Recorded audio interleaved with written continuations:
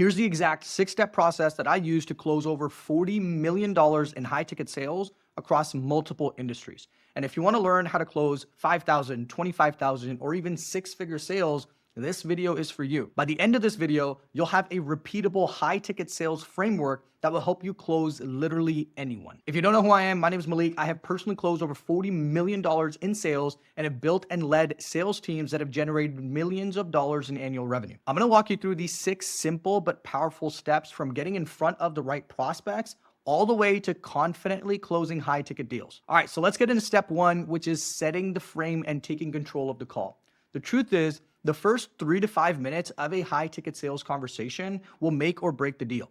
See, when you're selling a $10,000, $50,000, or even $100,000 solution, you're not just taking orders. Your job is to lead, to be the trusted authority that helps prospects make a buying decision. And here's the reality. People trust leaders. People follow those who can guide them through uncertainty. When you walk into a doctor's office, you don't tell the doctor how to run the appointment. The doctor sets the frame. The same thing here. You are the doctor, and your job is to diagnose the problem. Here's how you take control of a call early on. I'll say something like, here's how today's call is going to go. I'm going to ask you a few questions to get a better understanding of where you're at and where you're trying to go. And if I think it's something that we can help you with, I'll walk you through the next steps of how it works. If it's not something we can help you with, I'll make sure to point you in the right direction to get the support that you need. Sounds fair? Right away, I do 2 things. You position yourself as an expert and not as a desperate salesperson. And you remove the pressure from the buyer. They realize this isn't going to be a pushy call. And guess what happens when you lower the resistance early? They start opening up, they relax, and they trust you more because you've made it clear that this is a collaborative conversation to help them. It's not a one-way sales pitch. Unlike low-ticket sales where someone just grabs something off of a shelf and clicks buy, high-ticket buyers need to be guided through a process. They're buying a serious solution and they need clarity, reassurance, and leadership from you. Here's where a lot of salespeople blow it. Mistake number 1 is they let the prospect take control. If you don't set the frame, the buyer is going to run the call. They're going to start asking questions about pricing, grilling you on features, and derailing your process. And when you become reactive, you lose authority. Mistake number 2 is they skip the frame and jump straight into discovery. Without framing the call, the buyer's going to feel like you're just probing for information to pitch them later. That increases their resistance. But when you frame it up front, discovery feels like a mutual exploration to help them. Mistake number 3, most salespeople, they either sound too casual or too stiff. Your tonality matters. If you're too casual, you lose authority. If you're too stiff or robotic, you lose rapport. The sweet spot is being confident, calm, and consultative. Once you've set the frame and they're bought into the process, now they're ready for step 2, which is deep discovery. This is where you're going to start diagnosing their real pain points and building that gap. Most salespeople lose the deal right here because they try to treat discovery like a checkbox.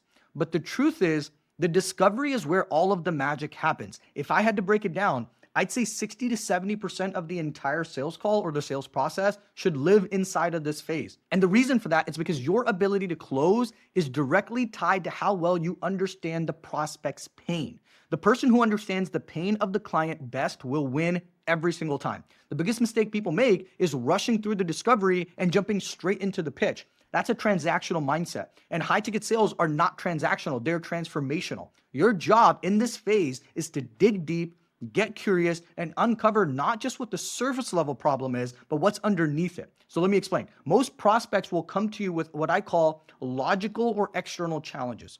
Something like, our lead flow is inconsistent, or we're struggling to scale operations. But behind every external challenge is an emotional driver underneath.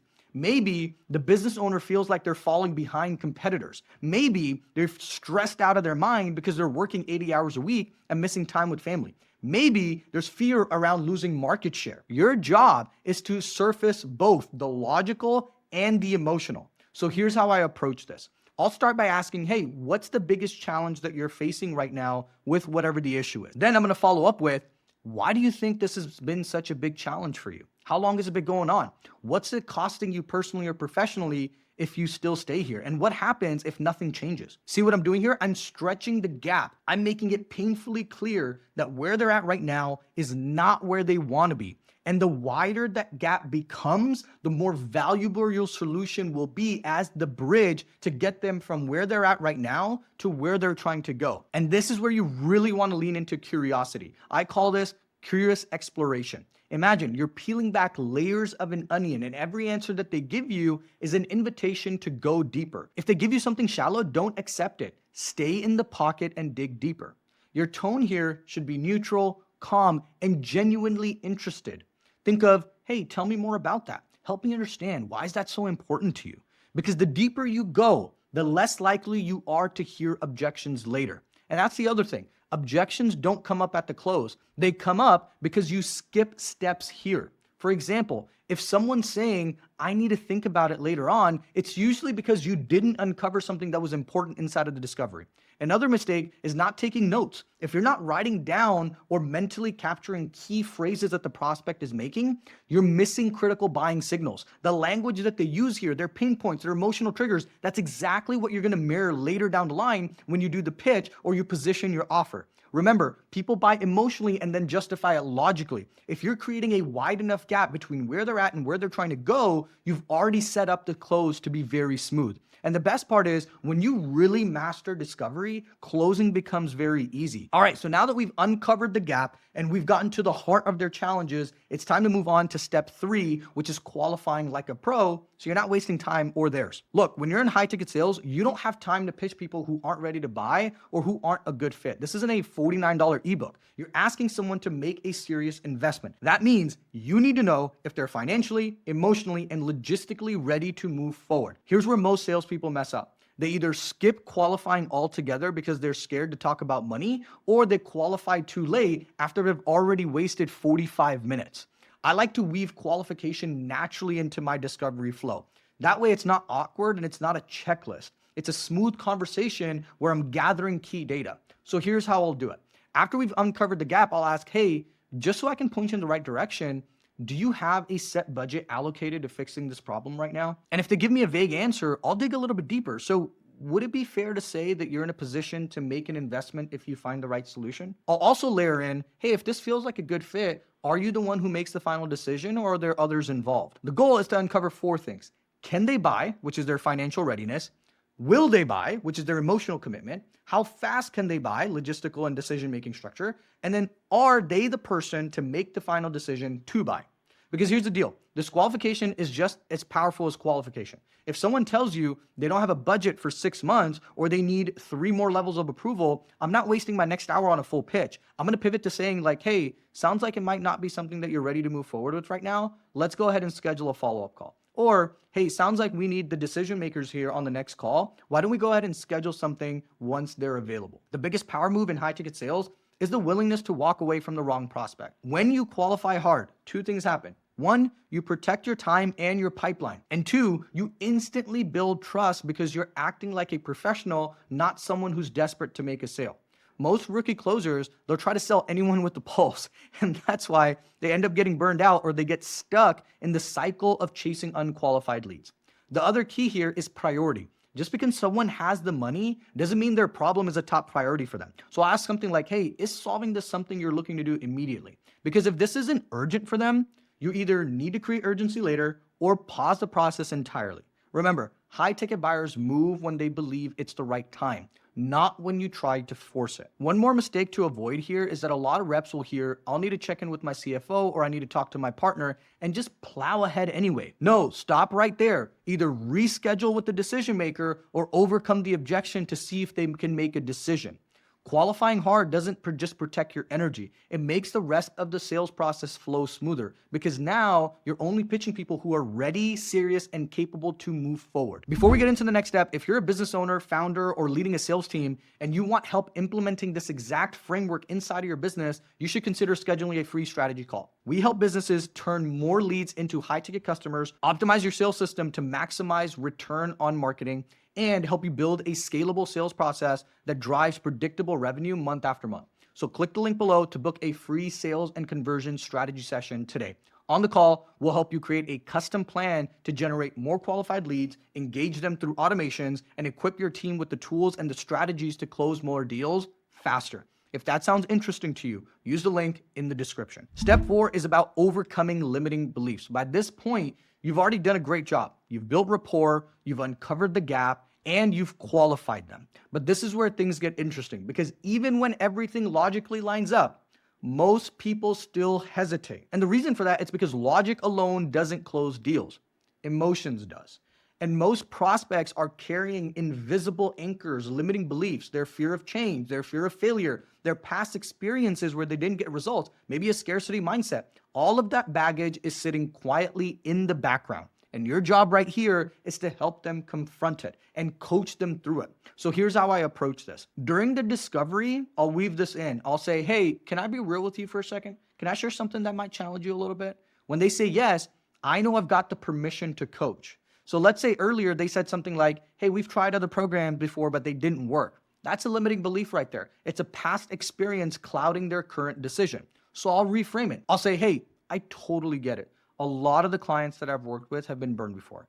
But let me ask you, was it the program that didn't work? Was it the execution? Was it timing? Or did they not give you the support that you needed?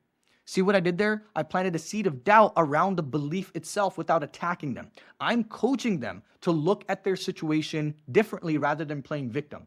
Another example is you'll sometimes hear, it feels like a big investment, or I don't know if it's the right time. So here, I'll challenge that. I'll say, look, I've worked with plenty of clients who felt the exact same way. But what I found is that the people who move forward and get results aren't the ones who have all the answers up front. They're the ones who are willing to bet on themselves and do the right work. Because based on what you shared, I don't think it's really about the money. I think it's about how committed you are to solving this right now versus staying stuck.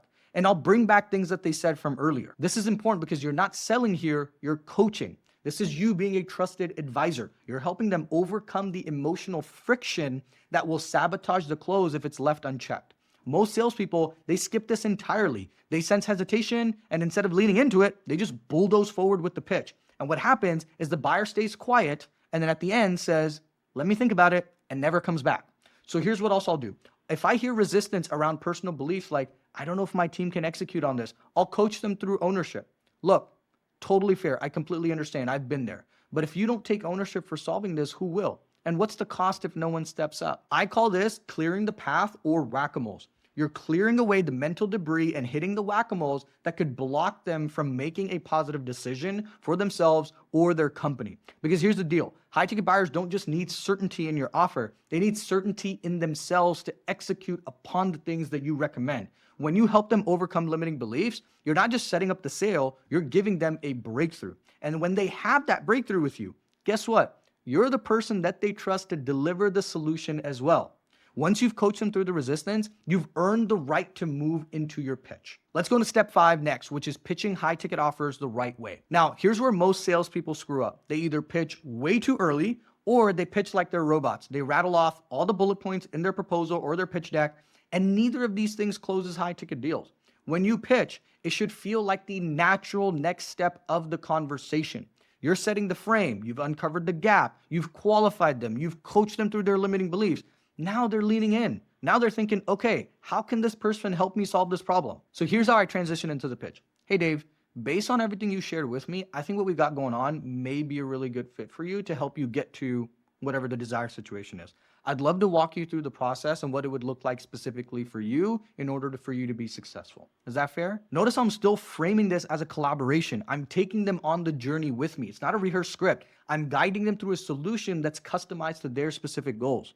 Now, when I deliver the pitch, I keep it super high level and outcome focused. I don't get bogged down into single features or deliverables. So here's what I do instead. I map out 3 to 5 core steps that are going to show them how we can help them go from where they're at right now to where they want to be. So for example, hey, here's what it's going to look like. Step 1, we're going to do X. Step 2, we're going to do X. We're going to make sure that you're set up for this. You're going to make sure you're set up for this. Step 3, we're going to do this. Does that all make sense? And I tie in each step directly back to their pain points and their goals.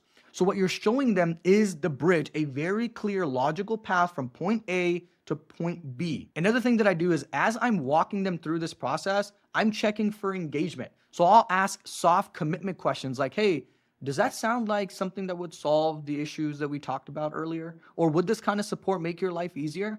Each yes is a micro commitment, and every micro commitment reduces friction later when we talk about investment. And here's the big mistake to avoid. Don't pitch features, pitch futures. What do I mean by that? Most reps will say you get 6 calls, 24 modules, a dashboard, weekly reporting. Nobody cares. What they care about is how does this change my business? How does this solve my problem? How does this get me closer to the future that I want? So instead of features, pitch transformations. So here's what it sounds like. By the end of this process, you're gonna have a system that generates consistent leads without you having to micromanage your team. By month 3, you'll be seeing X results and have the clarity that you've been missing. It's all about outcomes and certainty. Another tip is to match their energy. If they're serious and analytical, you stay sharp and data-driven. If they're emotional and frustrated, lean into how this relieves their pain and give them back control and tell more stories. You're tailoring this pitch to how they buy. And finally, I always frame my offers as a partnership, not a product. So I'll say something like, hey, this isn't just about the deliverables. This is about working together to make sure that we get you to where you're at right now, to where you're trying to go, because your success is our success. By now, you've done the first 4 steps right. They're feeling confident in you, in the process, and in themselves. So step 6 is where we close the deal and secure the commitment. This is where most salespeople either get too nervous or too aggressive. They either back off and wait for the prospect to say, so how much is it? Or they push too hard and trigger resistance. But when you've done everything leading up to this point correctly, this close should feel like a natural, easy next step. So here's how I approach it. Before I talk about the price, I like to do a temperature check. So I'll ask, hey, based on everything that we discussed so far, how aligned does this feel with what you're looking for? Or if I want to make it fun, this is my preferred way to go. On a scale of 1 to 10, 1 being this is way off, and 10 being this is exactly what you need, where are you at right now? If they're at an 8 or higher, you've got the green light. If they're lower, I'm going to loop back around and we got to uncover what's missing and handle it right there before you go into the investment. And what this does, it removes surprises later. You'll never present a price and hear, I'm not sure about this, because you've already aligned the offer to their needs. Once they give me a verbal buy-in, I'm going to shift into future pacing. And I'll say something like this. Awesome. So here's what's going to happen next. Once we get started, step 1 is we're going to schedule your onboarding call this upcoming week. Step 2, you're going to get access to all the materials and the platform within the next 48 hours. Step 3, we'll be implementing a solution so you can start moving forward right away. Future pacing creates certainty. It helps a prospect visualize working with you before they've paid a dime. Because people don't just buy based off of logic, they also based off of how clearly they can picture success. Then I ask for permission to move into the investment. It sounds something like this. Cool. The next thing we'll go over is the investment, and then we'll figure out how to make it work for you. Fair enough? When they say yes, now it's time to confidently present the price. So I'll say something like this. Hey, Dave, to get started today and for us to help you go from where you're at right now to where you're trying to go following the process that I laid out, it's a one-time investment of X. And I'll immediately follow up with, would you like to take care of that as a whole, or would you like to break it up to make it easier? Notice I'm giving them an A-B close. A-B close is one of my favorite close. They're either going to pay in full or they're going to pay in installments. Either way, they're going to pay. No is not an option. And then there's silence. And we all know in sales, the person who speaks first loses. Don't fill the space. Let them process, because confident salespeople don't need to rush in with discounts or nervous chatter. Now let's talk about the common mistakes that people run into at this stage. Mistake number 1, they present the price without any future pacing. So the prospect feels like they're stepping into the unknown. It's a massive black hole after they give you money. Mistake number 2, they start negotiating against themselves. Hey, it's 10K, but we'll probably work something out. If that's too high, don't do that. Hold your frame. Step number 3, they hesitate on the price and the prospect senses it. If you don't fully believe in the value that you bring, neither will they. So here's a rule that I live by. Confidence and clarity closes deals. At this point, you've guided them through the whole way. You've uncovered the gap, you qualified them, you helped them overcome resistance, and you've showed them exactly how you're going to bridge the gap. So the close, it's just leadership. And once they agree, it's a simple, awesome. Let's book your onboarding call next week. That's how you confidently close high ticket sales.